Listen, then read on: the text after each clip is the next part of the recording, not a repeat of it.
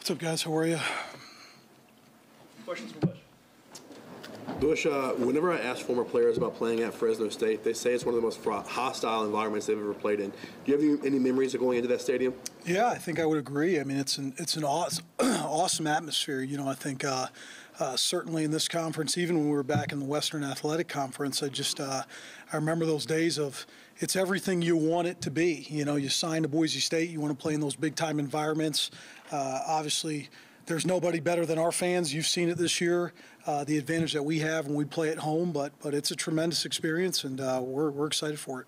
Everybody talks about the walk to the field. You got to go through the fans. I mean, do you remember catching some hate, some shade during that walk? Yeah, I think so. I think everywhere you go, they kind of say, "Hey, well, you know, be smart here and make sure you got guys with you." And you're like, "Yeah, okay." But this one is for real, for real. So I just remember those days of going down that hill, never really knowing who's a security guard, who's kind of not, and again, it all leads to just a great atmosphere.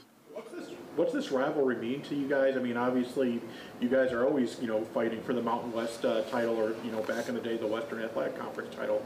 What's this rivalry meant to you? Yeah, I think it means a lot. I think you look at the history of both these teams and the success they've had in a lot of ways for putting this conference on the map.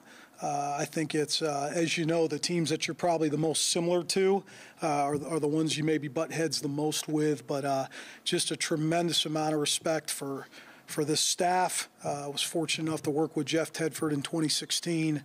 Has meant a lot to me.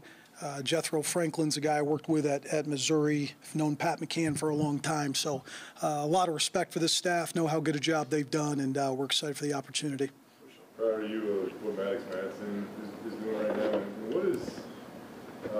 what stands out to him, Monday through Friday that puts himself in the position to go do what he does on Saturday? Yeah, I think you guys asked it last week. You talk about that preparation, and some guys when they come into college, maybe you have to catch them up to speed of what it needs to look like, and then there's other guys just understand it. And I think a lot of times it comes from that situation when your dad's a coach, which his dad is, and he knows what that looks like, from how to prepare, how to do enough, get the information, but not make it too much, if you will. And he's done a tremendous job in preparing himself. Obviously, when the bullets are flying or whatever, you learn a lot about your players. So what have you learned about Maddux? And I think for me, like one of the most impressive plays was right before he threw the touchdown.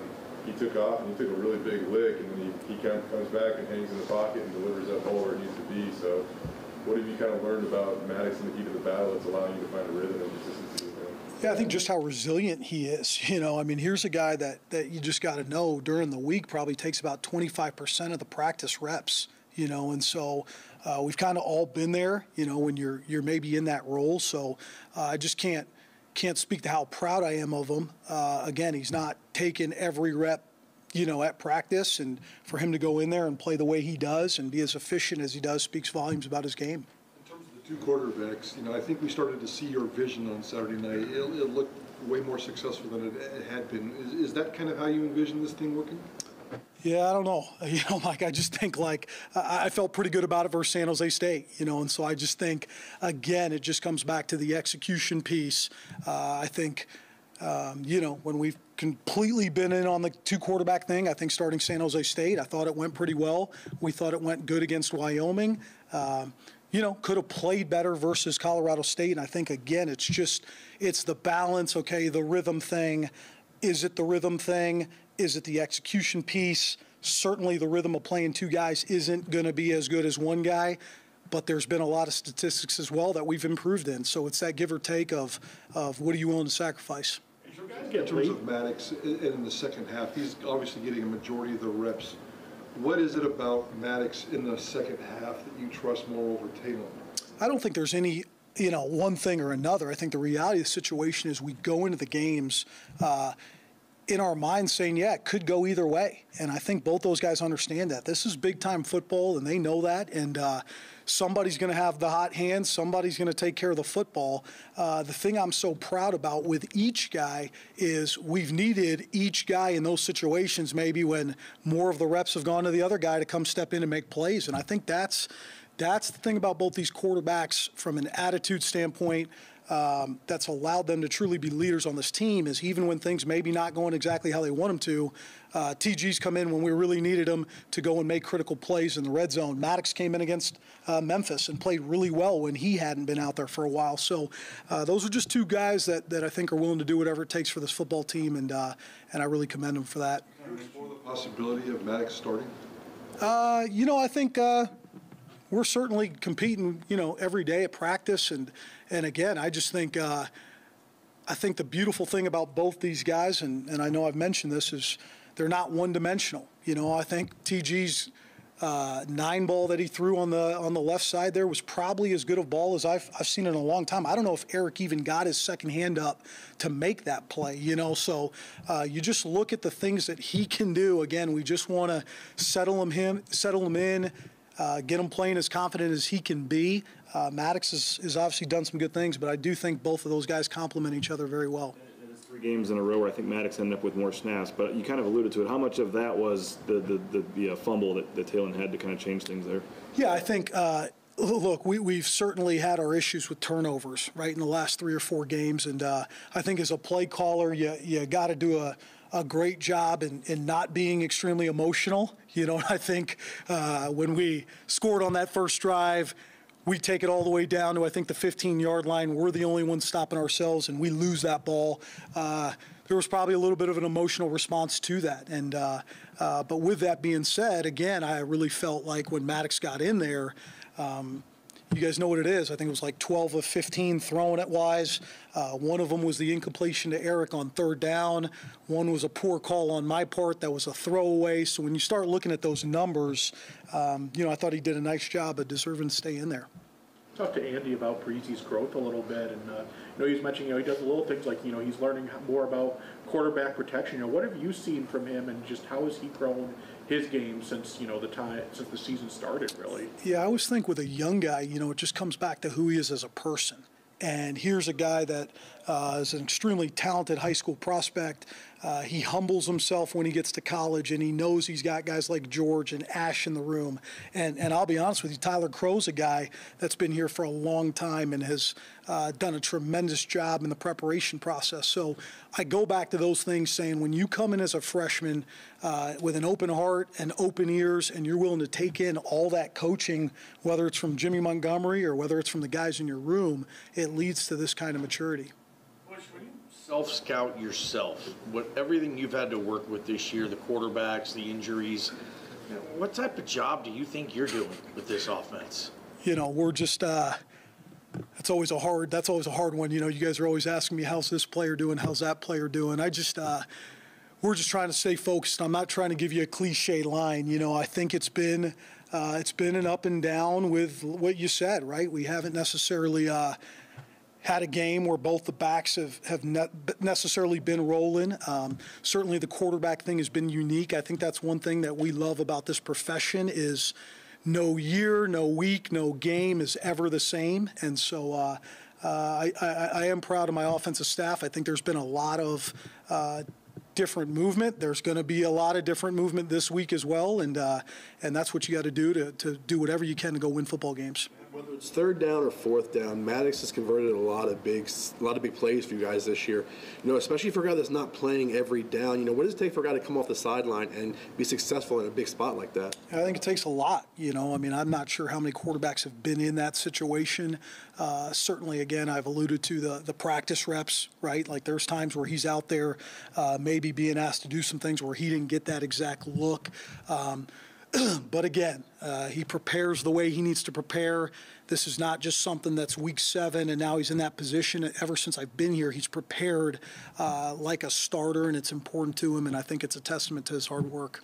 You didn't plan for 23 touches for George in that game, but to have a guy like that ready, I know the timing just worked out perfect for you guys, but to have him back and be able to step in and do that, and who knows, moving forward what Ashton's status is, but just to have a guy like that, a 2-time 1,000-yard rusher that you guys can lean to, I assume there's not a lot of teams that have that kind of luxury. Yeah, and I think you guys know George. He doesn't say a whole lot, but there's very few players that have come through here that are as impressive as him, and I just in my mind, I think about, okay, you have that injury, you miss about 5 weeks.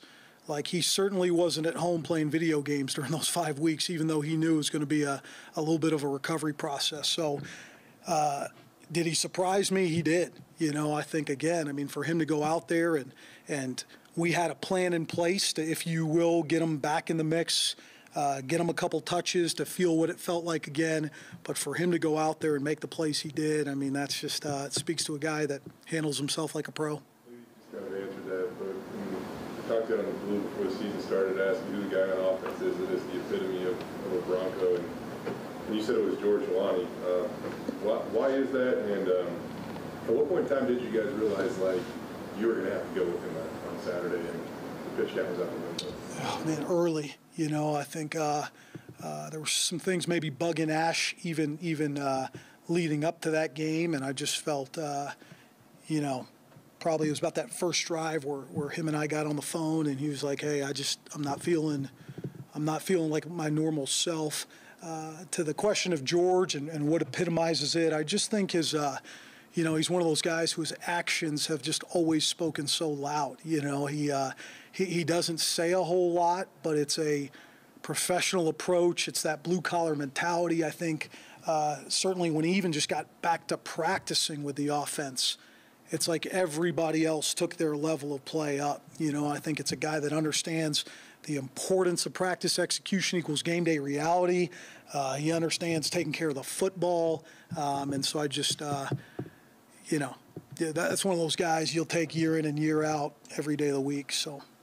Also got some carries over last week. Was that a product of Ashton going out, or is he a guy that you guys are trying to figure out how to get the ball in his hands more? Yeah, I think he is. You know, I think he's certainly, from an explosive standpoint, can make guys miss, can be a guy that can play the whole width of the field, if you will. And so we're excited about his role continuing to build. He's done a great job working towards that, and we're going to continue to look for opportunities for him. Sometimes you guys have players that are so consistent, they become great, and their consistency makes us forget to ask you about him. Eric McAllister, once again, $160 through the air, 7 catches. What is it like having a receiver at your disposal that has average 5 catches a game, who's averaging over 20 yards a catch? I mean, that is pretty rare in college football to have somebody like that. Yeah, Eric's done a great job, you know, and it's a little bit of that mixture of, and you guys know it, I mean, you see it week in and week out, right? You can mix the run game and get people to come down in the box and play the run, and then you've got the opportunities where if they're in man situations, they certainly got to account for Eric on the edge. And he's done a tremendous job of not just creating separation, but making tough plays with a guy in his face. And just super proud of Eric. You know, Eric is maybe not, when he got to college, he wasn't like maybe a guy like Maddux or maybe a guy like George. You know, he certainly took some time, you know what I mean, to learn the ropes, if you will. But his focus has been tremendous. The conversations with him during games have just been really, really impressive. So. Along those same lines, Prince gets his first touchdown. I know he's been in and out of the lineup some this year, but what did you see out of him in the past week that made you comfortable putting him out there? Yeah, I think Prince deserves to be out there. And again, you know, he's just got to continue to, if you will, a lot of times when you're playing a freshman, you want them to be a junior, you know, and the talent level is certainly there. As we know in this conference, it's going to take every single rep playing with that kind of physicality, and a lot of times it just takes making a play like that to you know, make you come to light and go, hey, I got this, you know. And so I was fired up. My eyes were on the right side. I had thought Eric had won on the route. I thought Maddux should have gone there. Maddux came backside, and I saw the catch, and just can't tell you how excited I was that it was Prince, because that's a big one for a young guy that it'll make a huge difference for. All right, thank you all. Appreciate you guys, man.